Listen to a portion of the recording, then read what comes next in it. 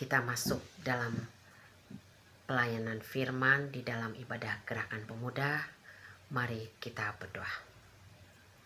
Ya Bapa yang makasih, terima kasih Tuhan kalau Engkau boleh menuntun, boleh melengkapi, boleh menyertai kami sehingga kami bisa ada, bisa hidup, bisa masuk dalam ibadah gerakan pemuda di hari ini, di malam hari ini.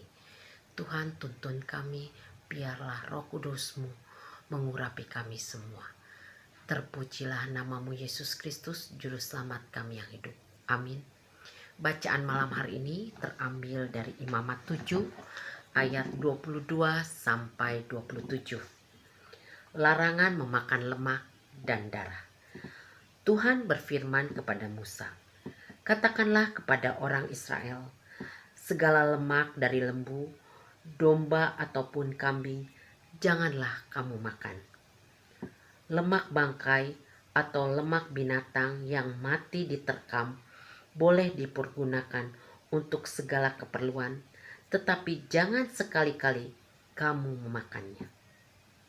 Karena setiap orang yang memakan lemak dari hewan yang dipergunakan untuk mempersembahkan korban api-apian bagi Tuhan, nyawa orang yang memakan itu haruslah dilenyapkan dari antara bangsanya. Demikian juga janganlah kamu memakan darah apapun di segala tempat kediamanmu, baik darah burung-burung ataupun darah hewan. Setiap orang yang memakan darah apapun, nyawa orang itu haruslah dilenyapkan dari antara bangsanya. Sedemikian jauh pembacaan firman Tuhan. Berbahagialah orang yang mendengarkan dan melakukan firman Tuhan. Terpujilah Kristus. Haleluya. Haleluya. Haleluya. Haleluya. Pemuda-pemudi yang terkasih, Imamat 7 ayat 22 sampai 27 ini sesuai dengan sabda bina umat memberikan tema yang terbaik adalah untuk Tuhan.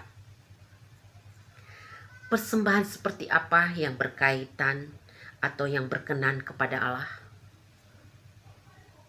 Tentu saja persembahan yang terbaik. Apa artinya yang terbaik? Bukan semata-mata barang yang mahal atau barang yang berkualitas. Kalau kita lihat baca di Lukas 21 ayat 1 sampai 4, di situ Tuhan menunjukkan bagaimana persembahan yang terbaik itu. Allah menilai persembahan yang terbaik itu adalah persembahan yang tulus dari hati. Ya, persembahan yang tulus dari hati kita. Ada dua alasan memberi yang terbaik. Yang pertama, alasan memberikan yang terbaik adalah menyenangkan hati Tuhan. Yang kedua, mungkin untuk membalas kasih Allah.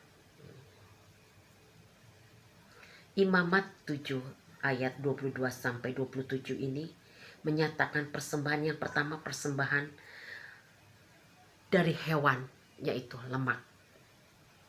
Ya. Bagian terbaik dari korban binatang adalah lemak. Persembahan korban binatang atau lemak harus semuanya dipersembahkan kepada Tuhan. Ya. Oleh karena itu, kalau dahulu orang tidak memakan lemak, itu berarti mereka bersedia berkorban untuk menyenangkan atau menyukakan hati Tuhan. Itu yang dahulu di zaman atau di perjanjian lama mengatakan bahwa lemak itu adalah lemak yang terbaik yang harus dipersembahkan semuanya bagi Tuhan. Yang kedua, bagaimana dengan darah? Larangan memakan darah, yang mana darah adalah melambangkan hidup. Sehingga pemikiran orang mengatakan tidak memakan darah berarti menghargai hidup. ritual perjanjian lama ini memang terlihat sangat rumit, ya. Sehingga kita tidak lagi harus menjalankan ritual itu. Karena apa? Karena Allah sudah menggenapi semuanya itu dengan mengorbankan dirinya di kayu salib. Kristus sudah menggenapi semuanya. Sehingga kita hidup sekarang ini, pemuda-pemudi, marilah kita harus melakukan sesuai dengan kehendak Allah di dalam hidup kita. Yang mana kehendak Allah itu yaitu melakukan hukum kasih dan selalu bersyukur apa yang sudah Tuhan berikan di dalam hidup kita. Kalau kita melakukannya itu, kita percaya Tuhan senantiasa ada beserta kita.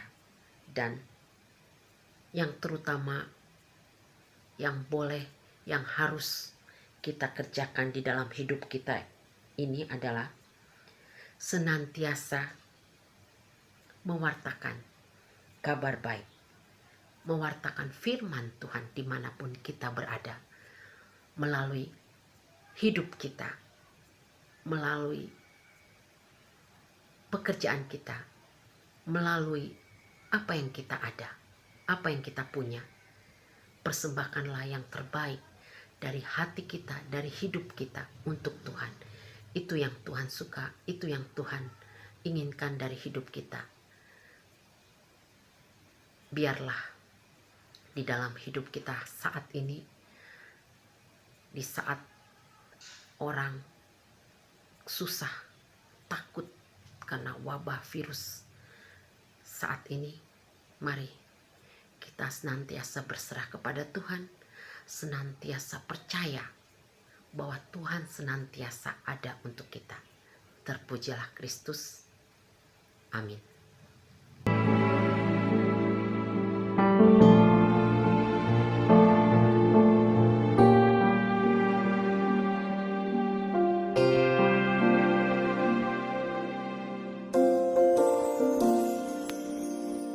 Dalam segala perkara Tuhan punya rencana yang lebih besar dari semua yang terpikirkan. Apapun yang kau berbuat, tak ada maksud jahat, sebab itu ku lakukan semua denganmu Tuhan.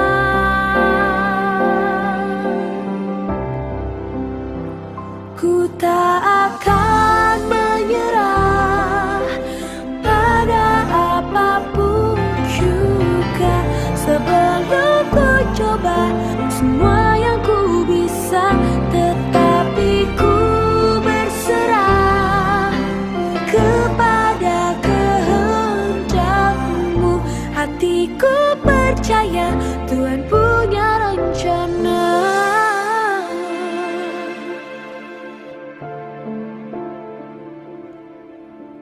Seringkali dengan mudah kita berkata bahwa kita tidak akan pernah mampu, bahwa kita tidak akan pernah bisa melewati segala sesuatu yang ada di hadapan kita hari ini.